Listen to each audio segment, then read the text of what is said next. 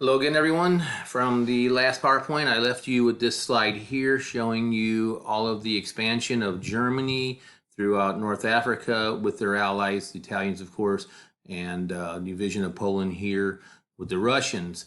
What I'd like to do now is move on and get you through the first few years of the war. So now remember, the United States was neutral. We had passed several neutrality policies during the 1930s, especially to stay out of European affairs. We didn't want to get involved in European wars again. So although we knew that Germany was a major threat, the people of the United States did not want to get involved. So President Roosevelt was able to create several programs. The most notable one is the Lend-Lease Act, where we can remain neutral, but we were able actually to lease and loan things that were needed by the Allies throughout the war to help them through. In the beginning, we actually donated 50 destroyers to the British Navy, and that was in exchange for a couple old Navy bases that the Brits weren't using anymore in other part of the world. So that made it look like we were just making some kind of a business deal. Yet we just gave 50 destroyers to increase the size of the British Navy, and yet we were able to stay neutral in that sense. Of course, Hitler knew what the United States plan was, though. He knew we weren't going to be friendly with him. Basically, now that France has fallen, we need to talk about England. The problem for Hitler to invade England, he would have to load his armies up onto transport ships and then sail across the channel here. And of course, one of the largest air forces in the world is stationed right here on this island. And it's quite easy for one airplane with a bomb to sink a ship. So obviously the same problem that Napoleon had is you can't invade England without controlling, in this case, the air. Before, for Napoleon, it was the British Navy. But the Germans had a powerful Navy, especially their submarines now. But it's the Air Force that he has to kill of England to be able to invade. So that is known as the Battle of Britain. And now, in order to fight the Battle of Britain, of course, since we have to destroy the British Air Force, it will be fought in the air. That's one unique thing about the Battle of Britain. There were no foot soldiers or tanks or anything like that. It was all airplanes.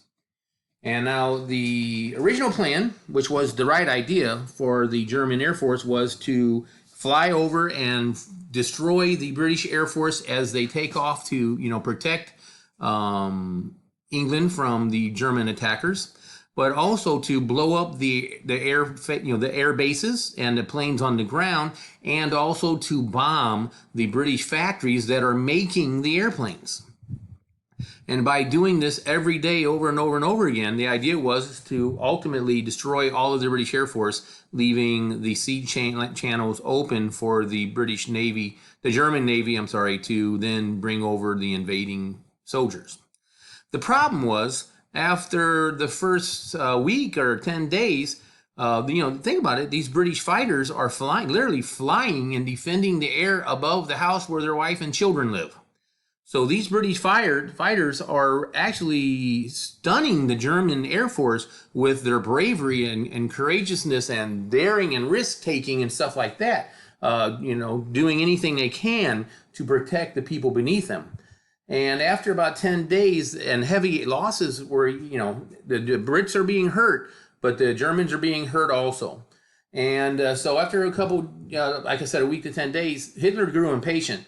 So he decides to change the objective, and he orders his Air Force to destroy the English cities. Just go out and bomb the crap out of all of the cities, and let's bomb the British into surrender. And the second part, the second part is they call it the Blitz. In England, they call it the Blitz. Now, to be honest with you, Churchill also confessed at the end of the war that they basically were about 2 weeks left of if the Germans had not changed their objective and started bombing cities and started leaving the airplane factories and the air bases alone, the Brits were he said they were about less than 2 weeks actually to not have any air force at all. They were losing so fast all of their planes from this German air attacks that were incessantly happening 4 or 5 times a day every day, that they probably would have surrendered in 10 to 12 days. But of course, Hitler, being impatient as he is famous for anyway, ordered a change in the objective, and that gave a breathing spell to the British Air Force. Of course, the fighters are still up there defending the cities and attacking the bombers and the German fighters as much as they can.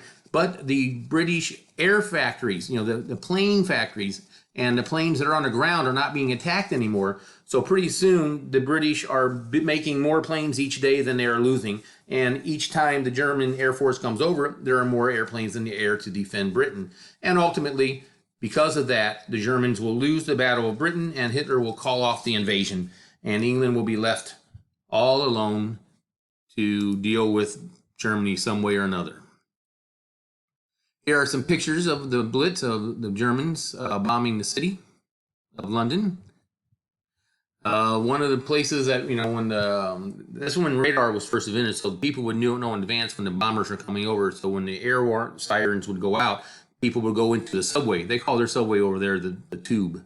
And they would all hide in the subway under the ground in London, especially to wait out the bombing attacks. And of course, when they came out of the subway, this is what they would see. Now that he can't take care of Britain, of course, he also knows Britain is pretty much useless because, they're trapped over there and surrounded by the German submarines. He decides it's time to move on with what his real plans were. And he wrote about this in Mein Kampf, his book. And that is Operation Barbarossa, the German invasion and conquering of the Soviet Union. He wanted Russia, especially all of this part of Russia right here, thousands and thousands of square miles. And in June 22nd, 1941, the largest military invasion in history occurred. Over 5.5 million German soldiers attacked the Soviet Union along a front of 1,800 miles. The Soviets were completely caught off guard, surprised, and all they could do was fall back and fall back and fall back. But of course, now that he invaded the Soviet Union, Stalin, of course, calls up Britain for help. And of course, Stalin becomes now an ally because the enemy of my enemy is my friend. So of course, Britain and Russia have the same enemy. And by beginning of 1942, Germany and her allies now encompass all of this. There you go. Another empire. Now, Japan, on the other side, they're watching everything happen and they want to expand even more. And the problem was, the further they encroached into China, the more angry the United States had gotten. And finally, the United States, which trades most of the oil and scrap iron that the Japanese industries need to build their military machine and feed the tanks and stuff, the United States then passed an embargo. We stopped trading with the Japanese, trying to get them to withdraw from China that way. Now, the Chinese could have withdrawn and they said, oh, then we would be young, little and weak and stuff like that. Or we can go on an expansion and conquer the rest of Southeast Asia that has oil and iron ore and stuff like that. But of course, the problem is they know the United States would be the one who could interfere because, of course, the British and the French can't. They're busy right now over in Europe. So they knew the United States was the only ones who could interfere. Now, remember where Japan is, it's the largest ocean on the planet. So the only thing that the Americans could use to get to fight the Japanese would be our Navy. And the largest part of our Navy was stationed in Hawaii. And basically, Pearl Harbor, what the Japanese decided to do is to launch a surprise attack on Pearl Harbor and destroy as much of our Navy as they could so that it would take the United States 6 months, if not a year, to rebuild our Navy before we could go on the warpath.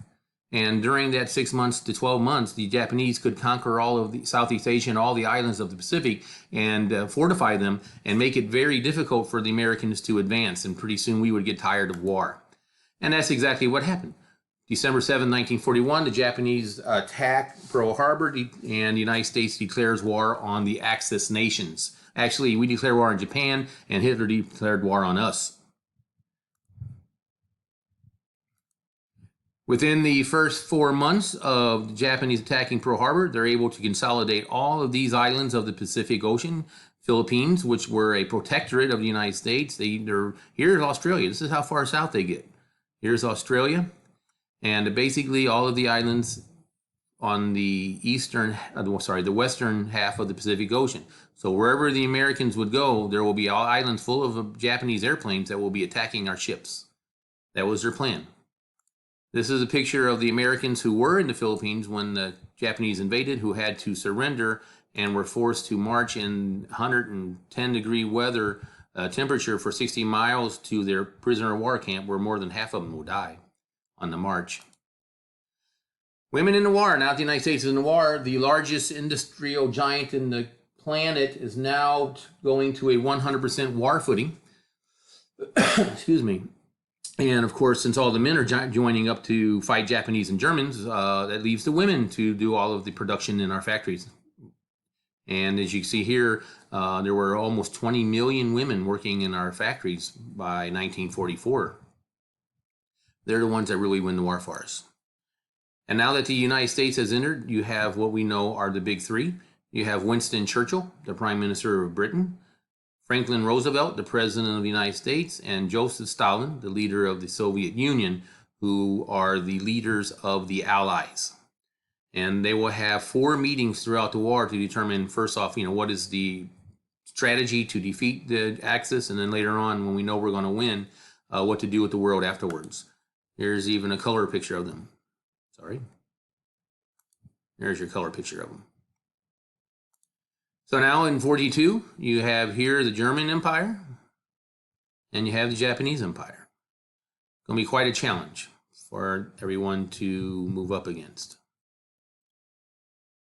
And with that, I will leave you on this PowerPoint, and the next one will finish the war, and where the Allies turn against the Axis and are able to defeat them. I will see you soon.